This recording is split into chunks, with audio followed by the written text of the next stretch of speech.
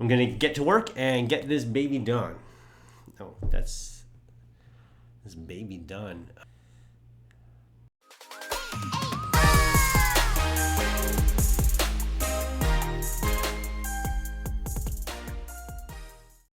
Hi, and welcome back to my channel. If you're watching this, you probably like the first one, so hit that subscribe button and don't miss out on future projects. Today we're making an armchair pocket, mostly for my Xbox controller. When I'm not using it, I like for it to be out of the way so it doesn't cause clutter. But it just hasn't found a home yet, so we're gonna make a home for it.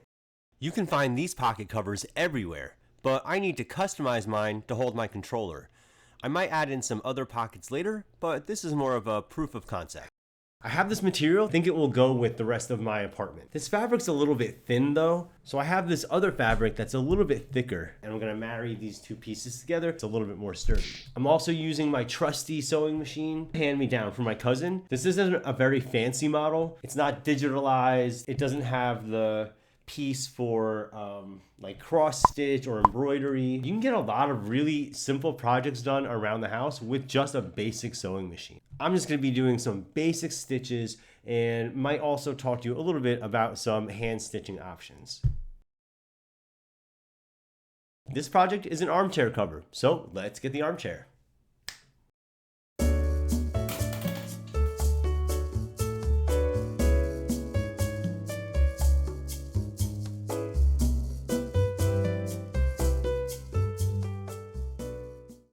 So the first thing that I want to do is I want to figure out exactly how big I want this thing.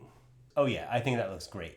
Now you can probably see that the arm of the chair actually angles up. I made a hem or a crease straight across the bottom of my cover. Now, is not straight. So I'm going to try to correct that by sort of making a diagonal, I'm going to try to correct that by making a diagonal hem or a diagonal stitch so that the piece lays nice and flat at the bottom.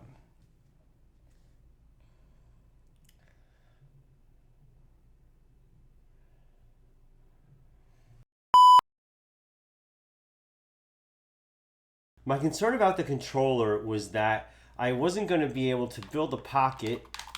Oops. Ow. My initial concern was that I wasn't going to be able to build a pocket that would avoid my controller knobs, and that the controller was going to want to sort of flip forward and still fall out. I kind of got lucky because of the weight of the battery pack in the back kind of wants to stay in place. I'm basically going to build pockets to go over the handles of each controller, and that should be enough to hold it in place. So I've been off camera a little bit, sort of working on a couple things and getting prepared for sewing. And basically this whole project is just a bunch of straight lines. If you're anything like me, this is what your sewing kit looks like, but I kind of just use whatever I have on hand. I also don't really care what color the thread is because these are all going to be invisible stitches, meaning they're going to be on the inside, so you're not really going to see any of the stitches. So like I'm using just some like navy blue and I think some powder baby blue for the bobbin. I'm just thinking about if this is going to work. If I flip, I should then be able to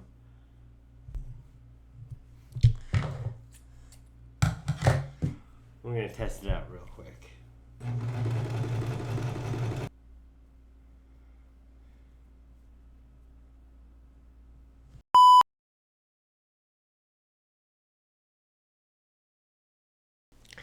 So I absolutely hate this.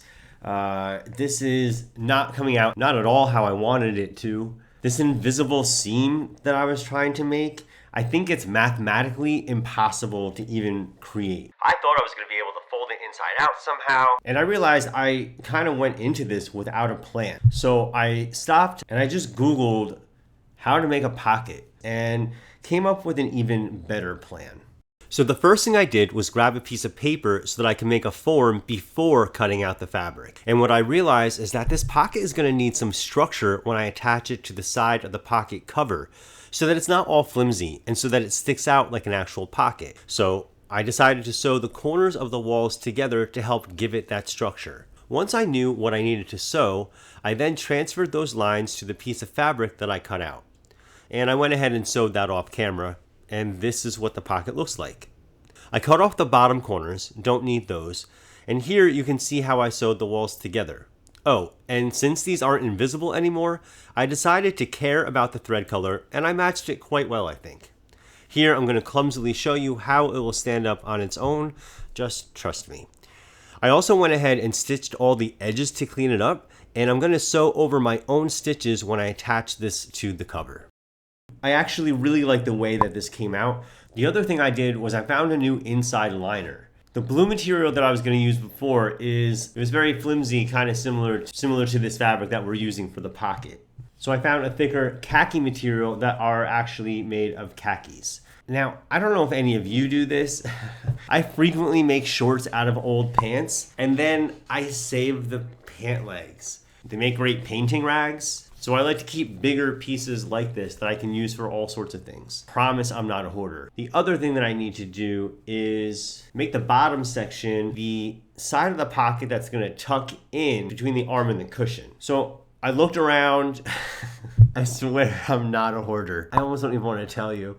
Is a bunch of strips from old t-shirts. I made this t-shirt rug. That's a whole other video. And so what I did was I bundled them together, and I'm gonna stuff them in, put it in, and I'm gonna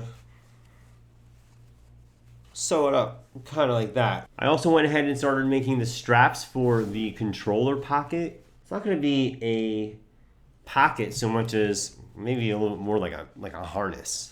So now I've got all these pieces in front of me, and I think it's time for montage mode.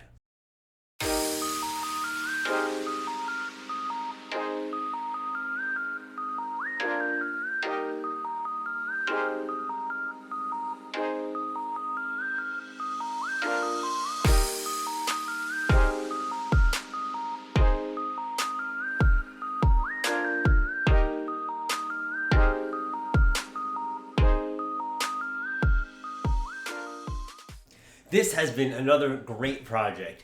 Thanks so much for joining me this time. The big lesson this time, planning. Plan ahead. Make an outline. You can make a storyboard, Google some images, put a plan together. It's gonna save you so much time in the end. And you'll probably get some really great ideas from it too. I am really excited with the way that this turned out. Finally, my controller won't be dropping on the floor. Finally, my controller has a place to go, along with my remote. I'd love to hear all your comments and your ideas below. I hope this inspires you in some way, and I hope you come back for the next episode. Make sure to hit that subscribe button. Please like this video down below, and we'll see you next time for another DIY project from the cupboard drawer.